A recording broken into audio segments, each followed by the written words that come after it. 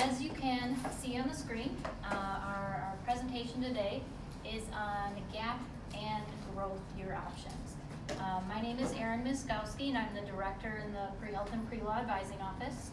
I've been advising pre-health students for about the last 10 years.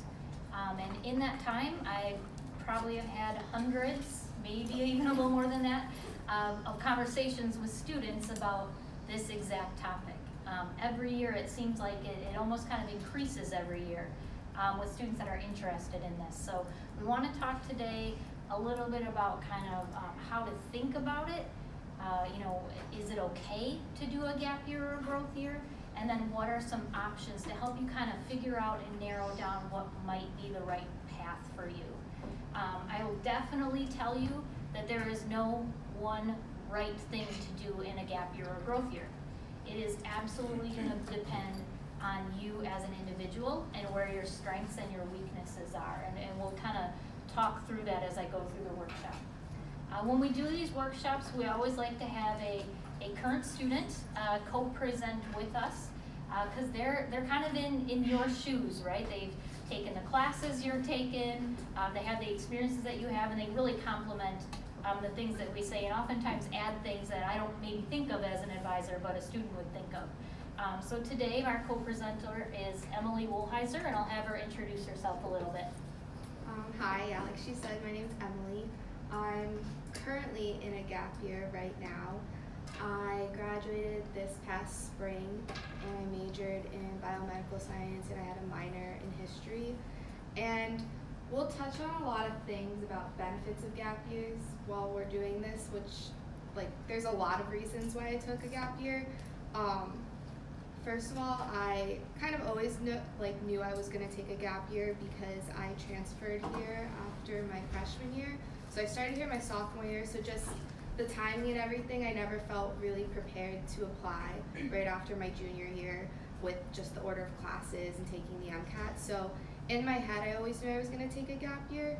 I'm actually going to be taking 2 gap years, just with how things worked out.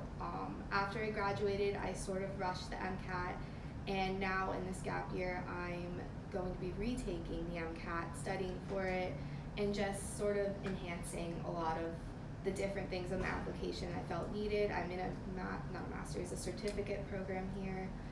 So a lot of different things which we'll talk about, but that's just kind of a brief reason why I'm in a gap year. All right, thank you. I do want to mention we are Instagram living this workshop as well.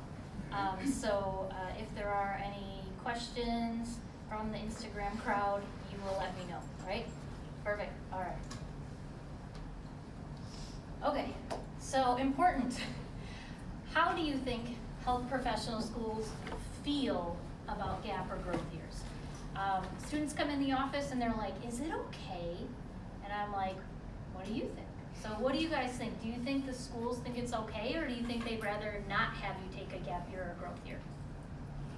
I think it really just depends what you do in that year that, will affect any interview questions. Yeah, so it might depend on what you plan to do. Okay. Anyone else think strongly one way or the other? Yay or nay? Growth year, gap year? I feel like it's in the middle. In So the middle? how you feel if you're ready to apply to med school. Okay. If your application makes you competitive enough within that year. Mm-hmm. So I know a lot of schools now are, I wouldn't say promoting, but they're not looking down upon on the growth year. That's why it's called growth year now instead of gap year. Mm-hmm. So it's like a, Yeah, are it you kind ready? of depends on the person Mhm. a little bit. Like you said, if you are not competitive, so it's going to depend on the individual.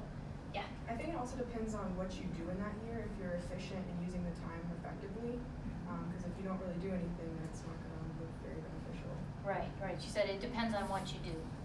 So I would say in general, they're good with it, right? But of course, it does kind of somewhat matter what you do with it. Although, we have had some students just kind of take one just to take one. Sometimes they're just a little burnt out, they need to breathe a little bit. Med schools or health professional schools, they want you to start fresh. So the efficiency, yes, is important, but it just might depend on the individual and what you need going forward, okay? A little bit more evidence that a gap year is okay. And I almost feel like when I talk with students about this, it's not you all, like I think your generation is kind of like, yeah, like we have friends that have done this and it's turned out okay. It's your parents that aren't sold on this, right? They're like, wait a minute, you're gonna graduate and then you're not starting health professional school, or like, what is this thing? Emily and I were joking that Malia Obama took a gap year. So Barack said it was okay, use that if you need to sell your parents. These are stats from the MSAR, which is a medical school admissions requirements document about the UCF College of Medicine and the age ranges of students that have entered in their 2016 and 2017 class. What do you think those people did? Did they take a gap year probably? Yeah. You know, especially over here, like there's no way they got their bachelor's at like 30 years old and then went in. Chances are they did things in between after their gap year. So, you know, you add these numbers up, like that's a decent portion of the class. A little bit more evidence. This is a screenshot from the MSAR. Number of students entering from post-baccalaureate programs, either a bachelor's degree plus a course science master's were 13, and 4 were bachelor's degree plus at least 2 full-time course semesters. So maybe they didn't get a master's, but they did take some classes afterwards. So that's 17. Their entering class size is 120, so that's about 15% that chose those 2 routes. And then the last one, when I did this workshop last spring, the day that I was doing the workshop in the morning, I got an extremely timely email from a medical school admissions person. As pre-health advisors in the office, we're on a listserv for people who do what we do, pre-health advisors all around the country, and people oftentimes ask questions on there about different things, and this question thread was about gap year. So the question was, is it okay if I apply after I graduate college, which means I'm going to have a gap year? And this was this response from a medical school admissions person. She said, yes, absolutely yes. In fact, students have the opportunity to mature even more by exploring the real world from a new perspective. No longer a student and experiencing life on their own. Take the gift of time to develop further your interests and aspirations, medical and non-medical. Get a job, travel, deepen your purpose to become a doctor. Then apply when you are most competitive, insightful self. You will stand out even more. Medical schools are not closing their doors anytime soon. That's a valid point. Take your time to be strategic, perceptive, and ready without the rush. Because once you're in medical school, the liberties you once had will change towards your one goal of becoming a doctor. So when I got that email that morning, I was like, ooh, I'm putting in the slide. So yeah, I think in general, it's an okay thing. Okay, so now we're gonna kind of jump into the different options of ways to be thinking about the gap year. And how we're gonna break it down is we're gonna start by talking about academic options. This is probably the one that I think starts triggering students the most to be like, you know, maybe I'm not gonna have the GPA I wanna have right when I graduate. I might need a little bit more from an academic standpoint post getting my bachelor's degree. So we'll talk about that. And then experiential options. Then combinations. A lot of students, when they're taking a gap year or a growth year, will not just do an academic, but they'll do experiential things too. Or this purple one, test prep focus. Emily is a perfect example of some of this, and she'll share her experiences along the way too, because she's doing a combination of these.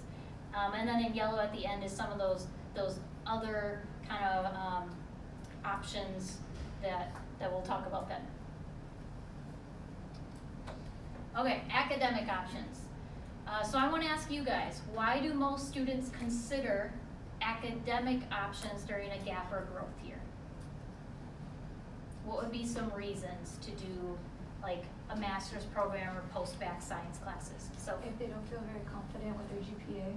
Yep, if you don't feel that confident with your GPA can still be pretty good, but you might be like, you know, I don't know if it's as high as I want it to be before I apply.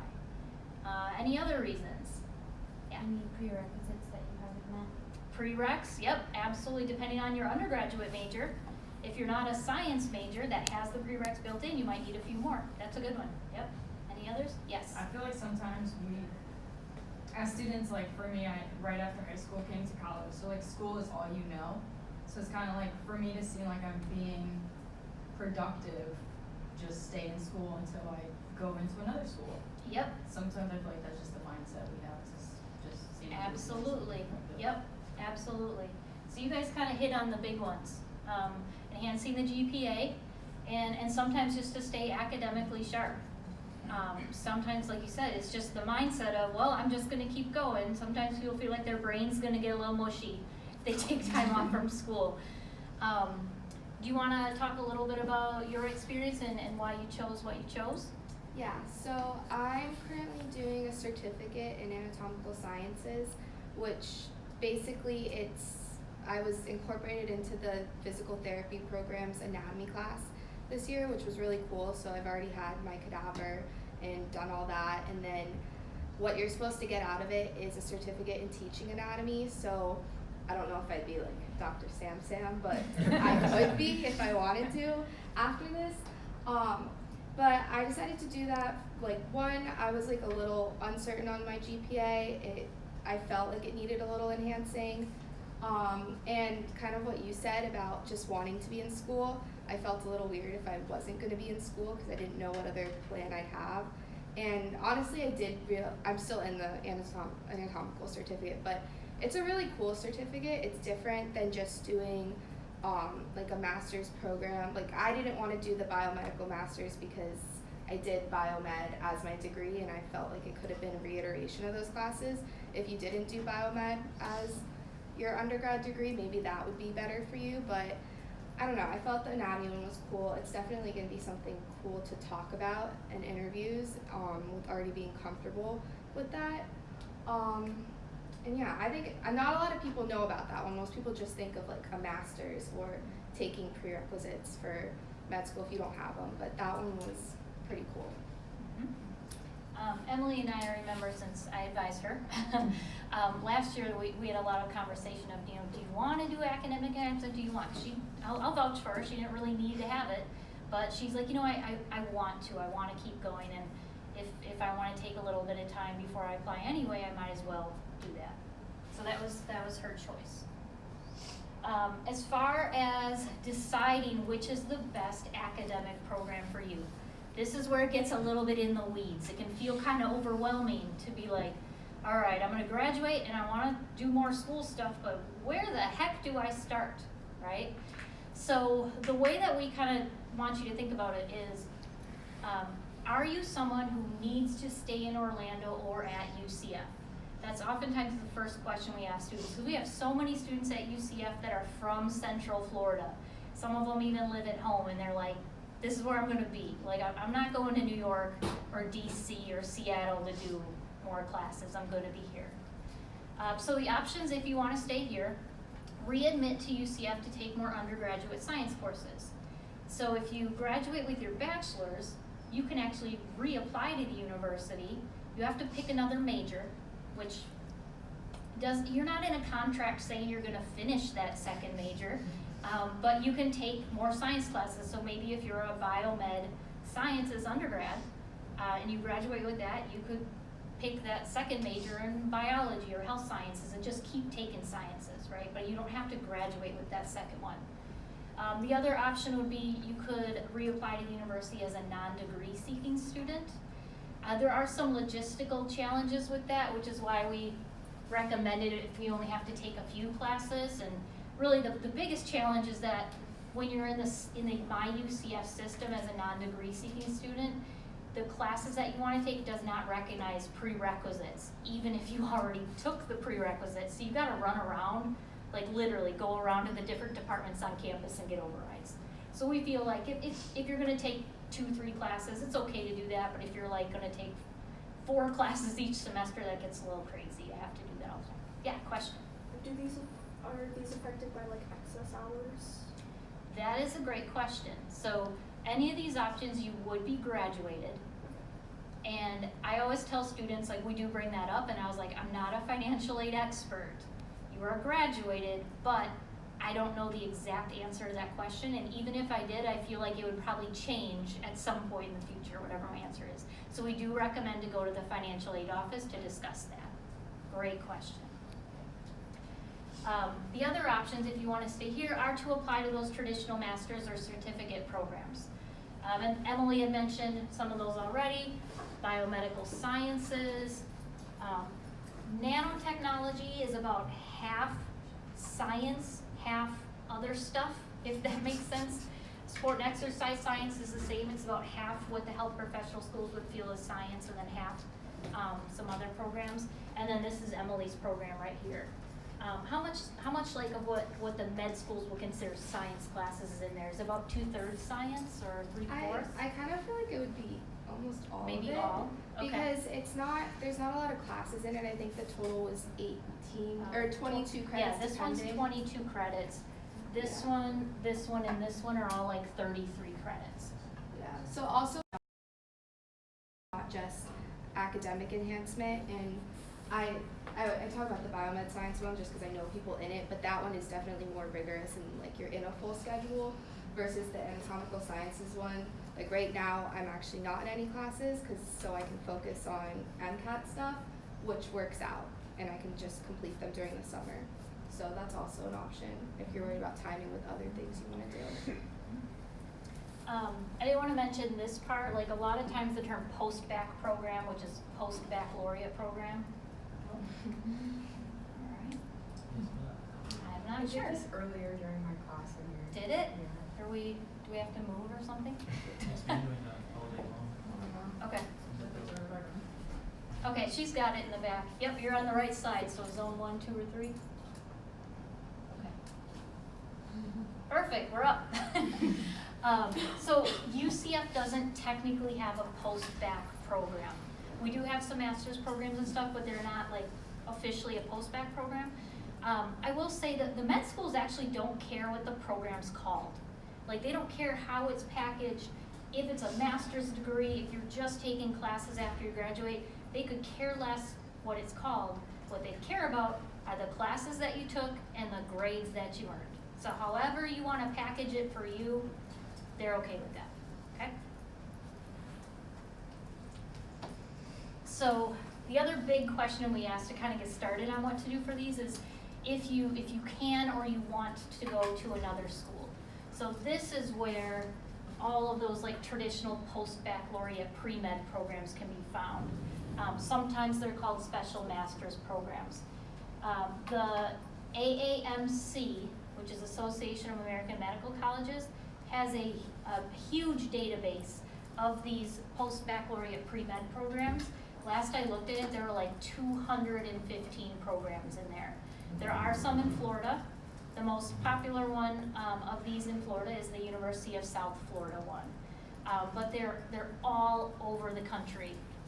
Yes. Speaking about the University of South Florida one, we have a question online that they just opened up a 100% online program. Yes, Is the it health sciences. is it okay to do 100% online for post-bac? Oh, that's tricky. Do you hear that question? Is it okay to do a completely online post-bac program? That really comes down to, I think, the individual. And so it's probably a question to sit down. I mean, some schools might be okay with it, some might not. So I can say I've had some students that have done that, but they've had very specific reasoning that they could defend to a medical school or a dental school as to why they did that. So come see us for advising. Great. Also a second undergraduate degree at another school, like let's say you're from South Florida, like a lot of UCF students are, and you're like, I'm gonna go take, I'm gonna graduate, I'm going back home to live with my parents to save some money, but I'm gonna take some classes at FAU or FIU or something down there. That's fine, that's good too, because again, it's just the classes. And then also a traditional master's program or PhD. So not a post-bac program, but as long as there's science in it, it's okay. Again, they don't care how it's packaged, just sciences. Oh. All right, yes, question. If you right now have a non-science major and then you do a master's, the master's wouldn't be in science, so would it be better to not do that and do like a second degree? Are you taking the prerequisite courses right now? Yeah. Yeah. If you wanted to do, I would recommend probably a science-based something, whether it's, you know, this part where you're just taking some courses or a more traditional science-based program. It might depend on how many credits you need, because with these, you know, people, if you're gonna do 30 or 40 credits, sometimes you might as well just do one of these, sometimes. These are usually cheaper because they're undergrad courses at an undergrad tuition rate versus these are gonna be graduate tuition rate too, so there's a few factors to kind of keep in mind for that. Yeah, If, I'm not sure if you're gonna go over this, if we have like a C in a course we're wanting to retake, instead of like getting a second degree, would you recommend taking a different science class instead of retaking that C? very good question. Also probably one that I would wanna see your full course history. Sometimes if it's just one C, not really worried about it. If it's like a history of C's, then I might be like, yeah, maybe we might wanna retake some of these. And then also thinking about like what could help your GPA better. Would it be retaking that class to get an A the second time? Which we know the health professional schools aren't gonna replace. Health professional schools don't do grade forgiveness. UCF does grade forgiveness, but when you apply to med school, dental school, or whatever, they don't do that. So they'll take each grade into your GPA as is. Or is it better to just leave the C and then take something else? So that's probably an individual question. Yeah. I was gonna kind of ask about masters of public health or stuff related to like medical sociology. Like I've seen masters Yeah. like that, and when I was looking at her about that, what do you think Mhm. about that? If Right, that's a good route? we definitely get questions about the Masters of Public Health or the MPH. I think it would depend on the person's GPA, so if you have like a 3.7, 3.8 GPA already, and you wanna do that MPH, it's more of like because you're really interested in it, I think that's fine. Because you don't need the GPA or the science Yeah. enhancement.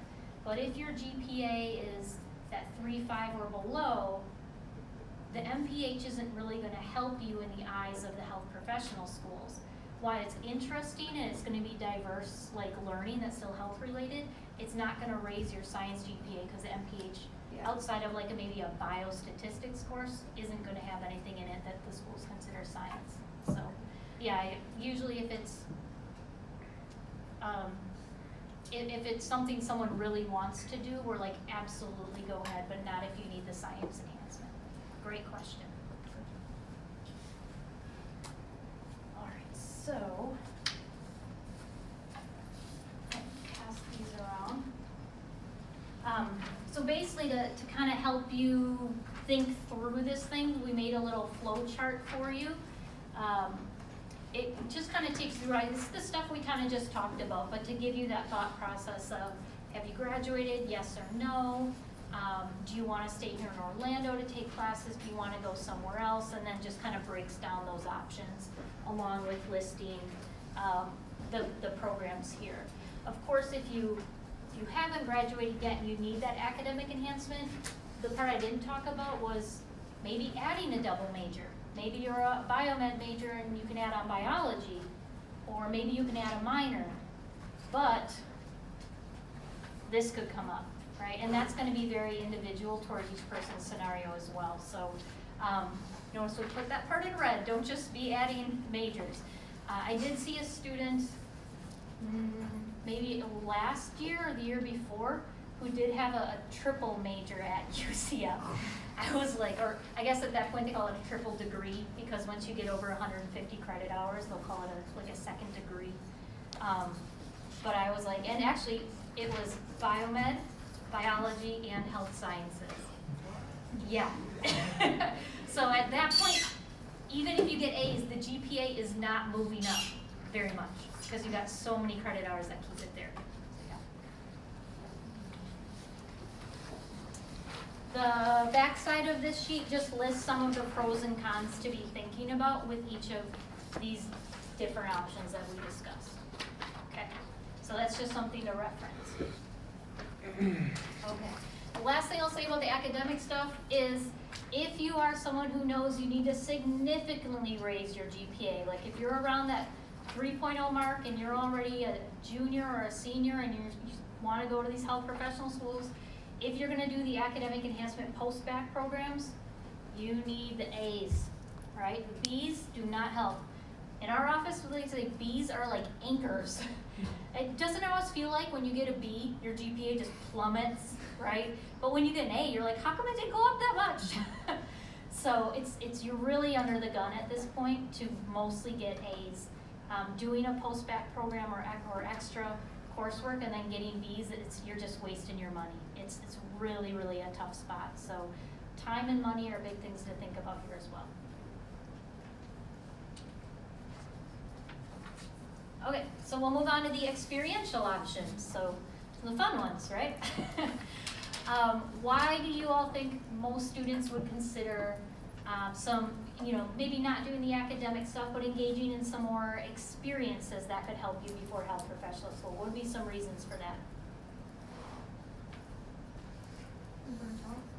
You're burnt out, okay. So, but does that kind of mean you didn't do as much as an undergrad as you wanted to from an experiential standpoint? Or maybe Yeah. you just, you're tired of the school and you want something a little more. Something a Just little more. before, like you do the professional school. Mm-hmm, yep, that could be one. Sophia? Like probably to get more mature and like reaffirm your reasons for going into the medical profession. There you go, to help you reaffirm. I mean, sometimes we have students that did some shadowing and they're like, yeah, I think this is what I want to do, but sometimes they'll be like, I want to do a little more. I want to see and talk to more physicians who do what they do before I make this decision. So absolutely, that can be a good one too. The two big ones that we mostly see are to enhance your extracurricular activity. So typically, by the time you graduate, if you know there's something that's not as strong, or to save money before entering a health professional school.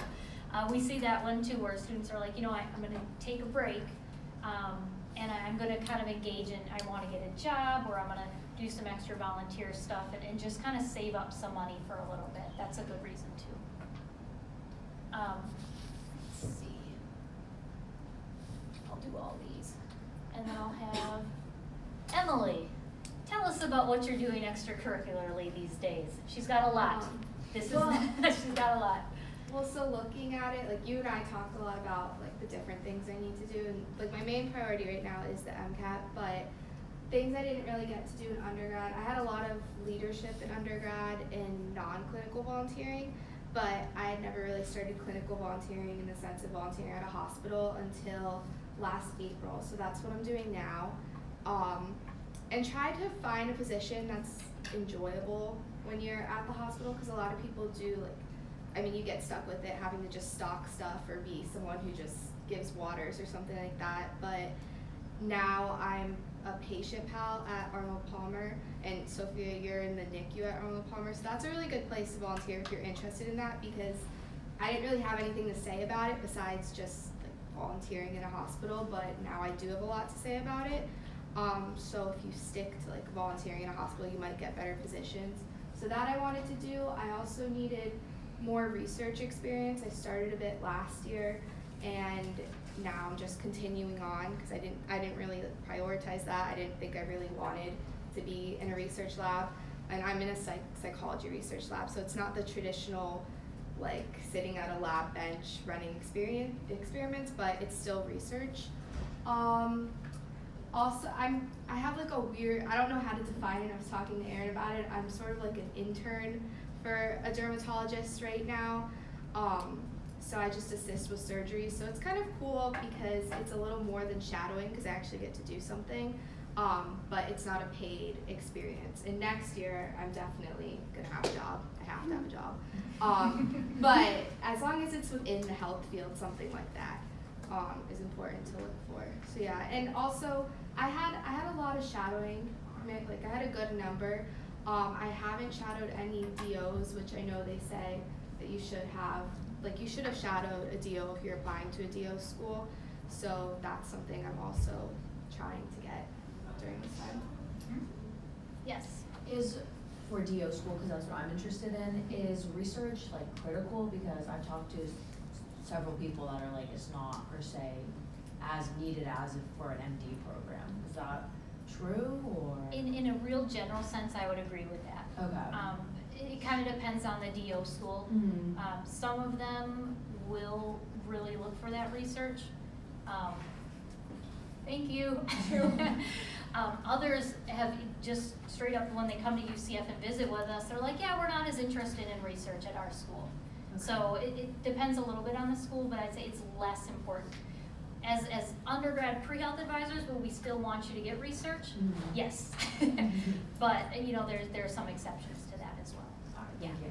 Yep. I was gonna say about that, like, in general, I think a lot of the MD schools specifically are more focused on it. And then, like, schools themselves, a lot of times, like, if they have research incorporated with their curriculum, then they're gonna want you to have research. But if you don't like research, then I don't really think you should do it. Maybe you should try it.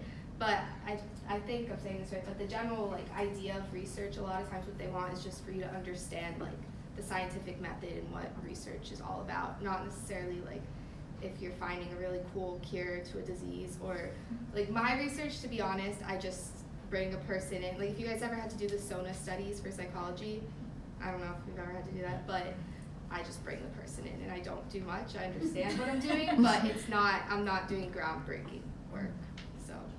But on that med school application. On the med school application, it looks amazing. Research. She is part of the research team, I'm right? changing lives, but- Someone needs to get the student in the room to do those studies. I have to watch them, so it's. Yep. And oftentimes, you know, with research, and as you kind of mentioned with volunteering in the hospital as well, the med schools know that you guys aren't gonna have the most prominent roles in these. Yeah. But on her med school application, she'll talk about the research study, the role of the team, her portion of the team. Well, we don't just say, all I did was bring a student in the room. Yeah, I won't say that. Right. I'll tell Right. everyone, but.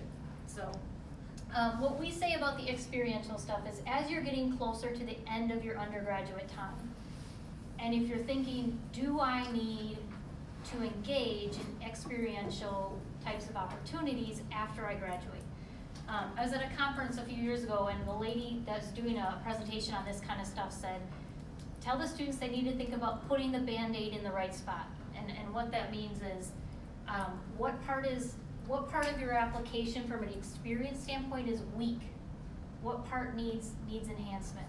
I did have a student, her name is Maria. She was a chemistry major and had a 3.8 GPA.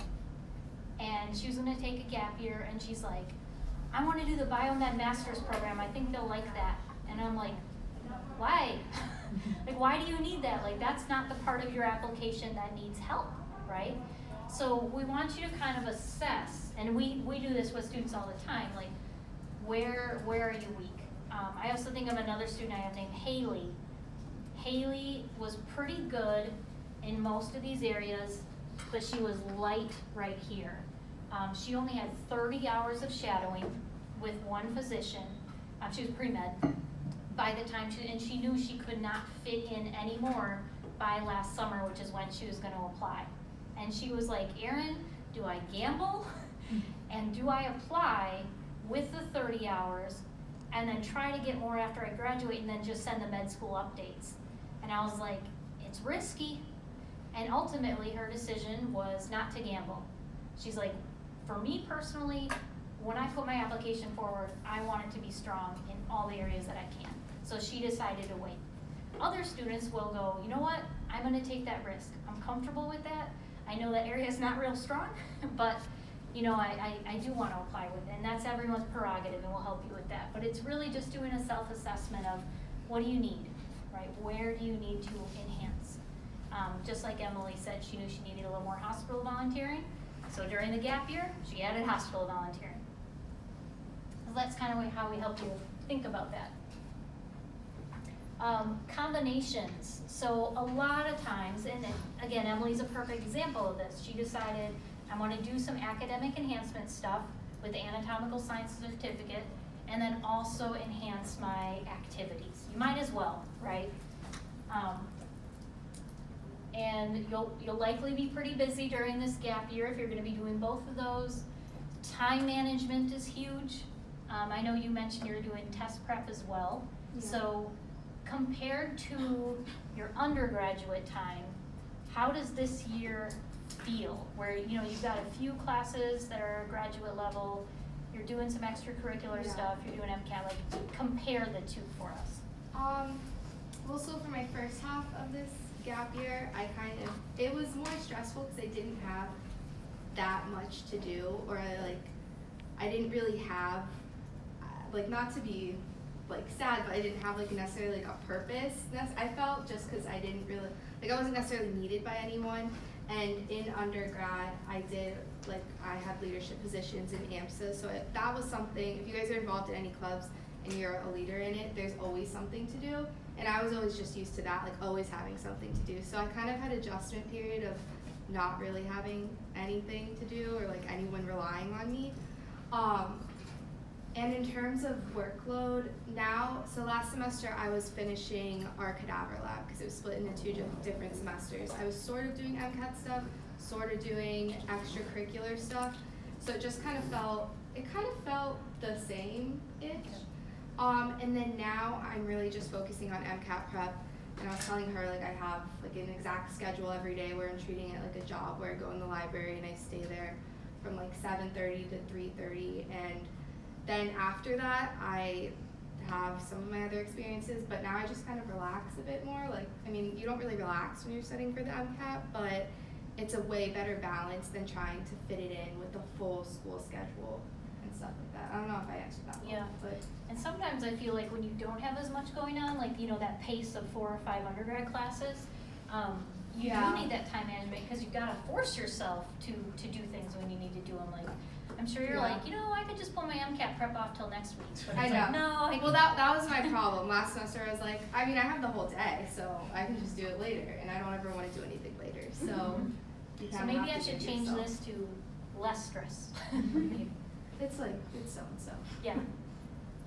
And then just do your best to balance everything, especially if you have a lot going on. Do definitely tell your friends and family that if you're going to take a gap year, it's kind of you're really, really focusing on this is the end where you've got to put the best package of things together as possible. So let them know you might need some support and you might need a little space as well. All right, test prep focus. How can a gap year be beneficial for test prep? I want to ask you this one because I think it's more time to prepare. So obviously the grind of the regular undergrad kind of life, if you're taking full-time classes, can be really busy with trying to then do MCAT prep on top of it. Is anyone in here prepping right now or about to for an MCAT, a DAT, a GRE? Some in the back. Are you guys in classes full-time too? Mm-hmm. Yeah. How do you feel? Stress. Stress. Stress. There's so many things Yeah. to do. Mhm. No time to sleep. Yeah. Yeah. Yeah, and what are you doing right now again? As she said, she actually kind of worked out where you don't have a lot of classes, so Yeah. she's got the time to put into this test prep, very much unlike your last spring. Yeah, I tried to. So I did have full intentions of studying during my senior year of college, and I took an MCAT prep course where we met every Saturday. So every Saturday from I think it was 8 to 5 basically, and it was an hour away. That was full on MCAT. And then it's kind of hard to study for the MCAT when you have classes to study for.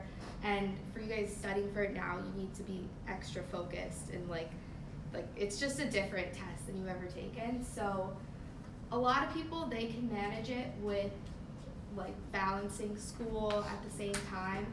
I don't know if I'm just not one of those people or I just kind of went about it the wrong way.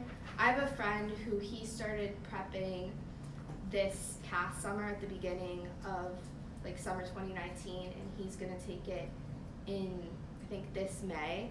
And he's really good because every day he has 2 hours to study for it. So he won't need a gap year because he managed that and he thought about it ahead. But if you kind of think about it 5 months ahead and try to cram it in with the school schedule, you might need a little more time with it. Personally now I feel way better than I did last year because I know like what I have to do when I go and sit down and study, versus I was always just like putting it off.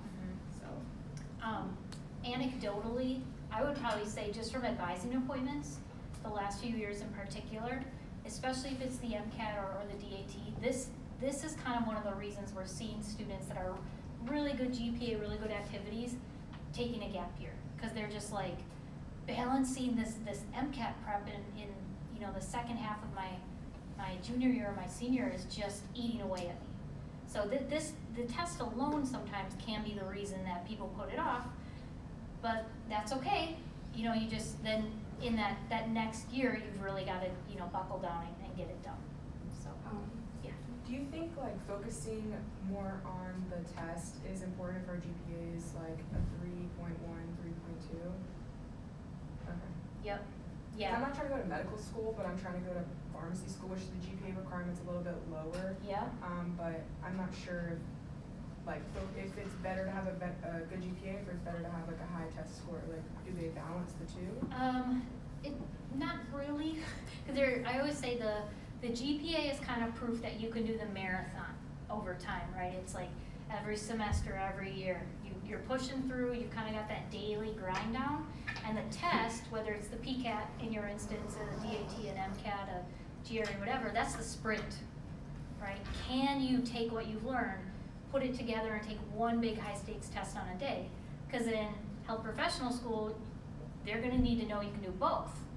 You're gonna have to get the good grades over time, and you're gonna have to be able to take those really, really, really big tests and do well on both. So, you know, they might look at, if the GPAs, you know, on the margins, a good test score could give them some confidence.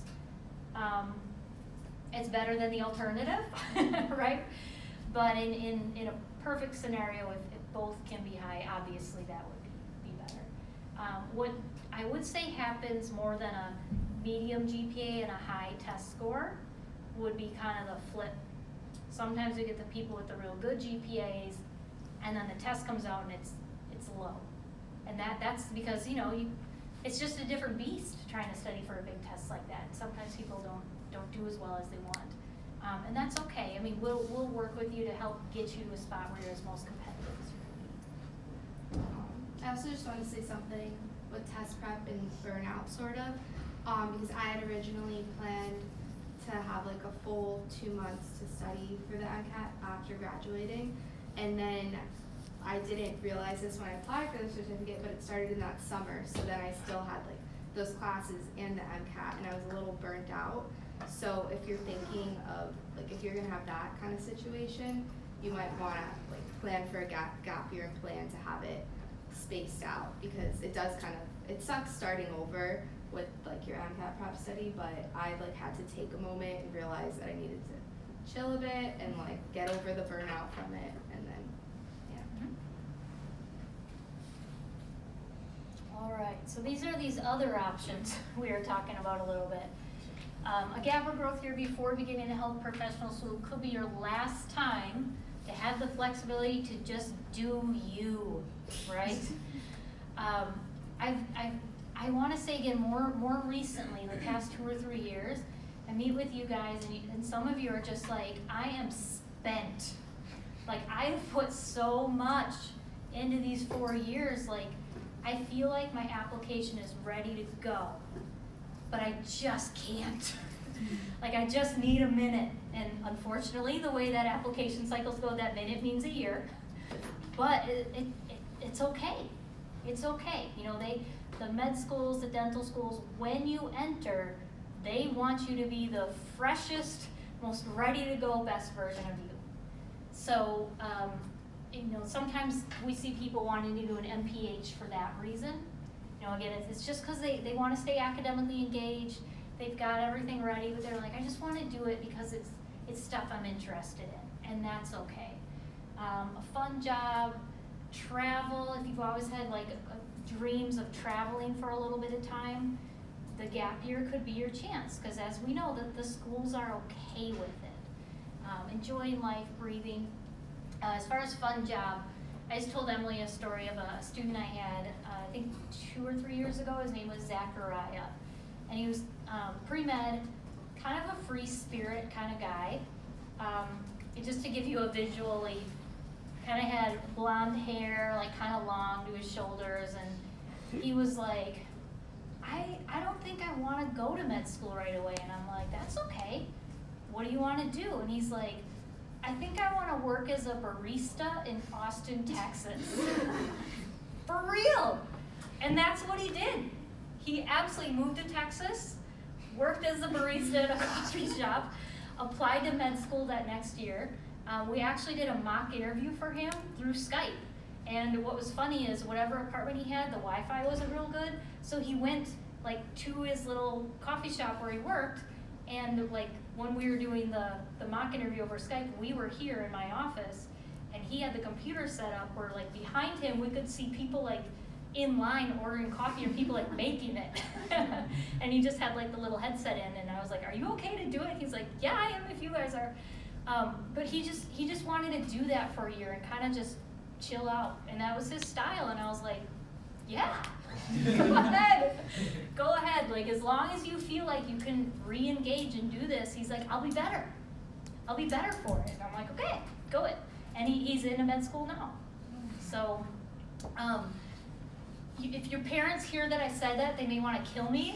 But again, it's okay.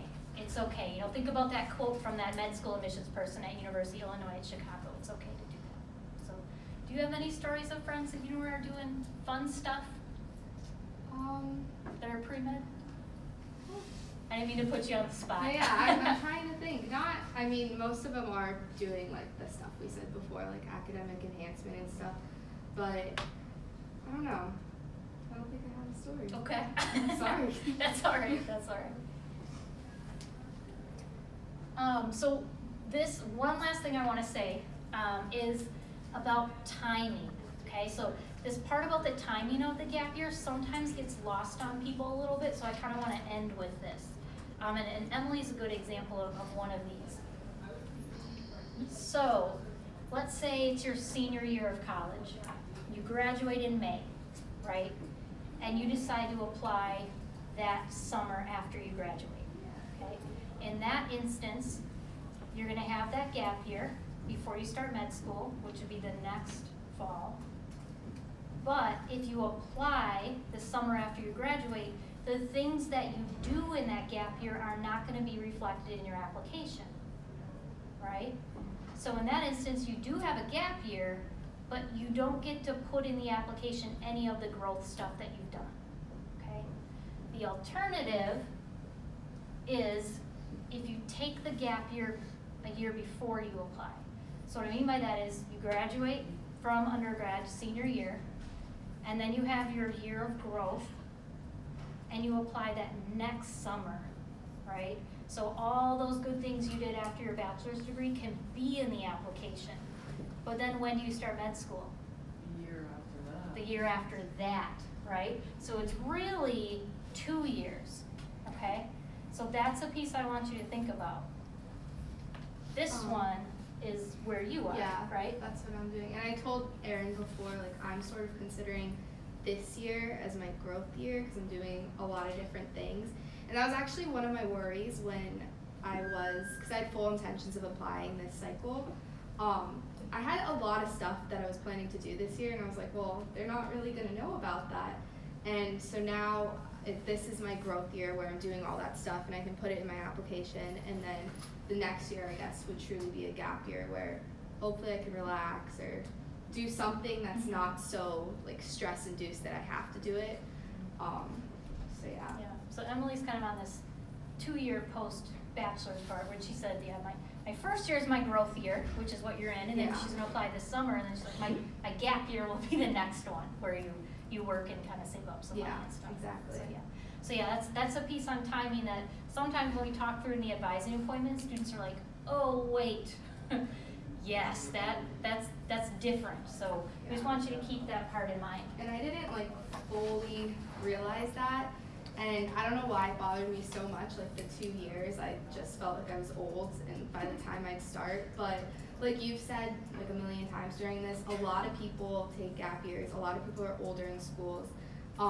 In the physical therapy program, because I was basically in their class, just not getting a physical therapy degree. I think half of them were married or had kids, and the other half were like, I don't know, they were all like 25. So if you're worried about age, which I was super worried about age for some reason, like don't be worried about that because it doesn't really matter at all.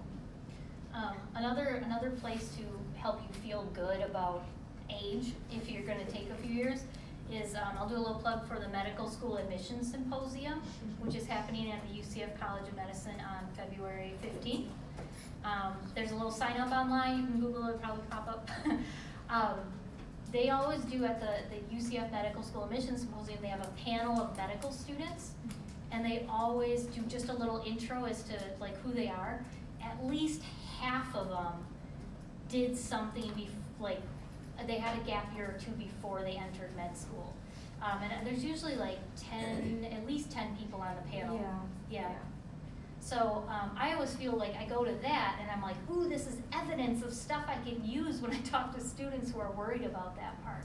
So, you know, being 24, 25, if you're pre-PA, you got a lot of stuff to do, almost a little more than the pre-meds before you start. So, I mean, the average age starting pre-PA school is like 26. So don't let the age thing worry you. You're probably gonna be more in the norm than the students that go straight through. Or like on that panel, the people who didn't take the gap year, they're like, I'm the youngest one here, I have no experience. So they kind of feel like they messed up by being traditional. Yeah, So, that's a good way to say it, sure. All right, so just some concluding, summarizing points. It is okay with schools if you need or want to take a gap or growth year. If you want to academically enhance during that time, get A's. Remember, B's are anchors, so make sure you get A's in whatever you choose. If you want to experientially enhance in that time, put the Band-Aid in the right spot. So if you've got 3,000 hours of research already, you can stop doing that. You know, pick something else that might be a little weak. If you need to test prep, make sure to make that time count. Because as Emily said, she's got a lot of time, but you really got to have that time management to stick with it, because this is your window, right? yeah. And then finally, kind of what we talked about not feeling rushed, right? Readiness versus time, marathon versus sprint. The age thing sometimes gets to students. We want you to apply when you feel ready, when your application, your grades, your experiences, your test score, when everything's ready. That's the part to keep in mind, not the, I need to be 23 when I apply, Mom and Dad. Put that thought out of your mind. Have that one go out the window and just think about it as, you know, I just kind of slow and steady wins the race, kind of enhance things as you go. And then if you got to apply when you're 24, 25, that's okay, because we know there's a lot of people that do that too. Okay. Any final words? Oh, really? You're good? Yeah. Take a gap year. All right, we got about 5 minutes. If there are any questions, Emily and I can stick around. If not, thank you for listening. We appreciate it.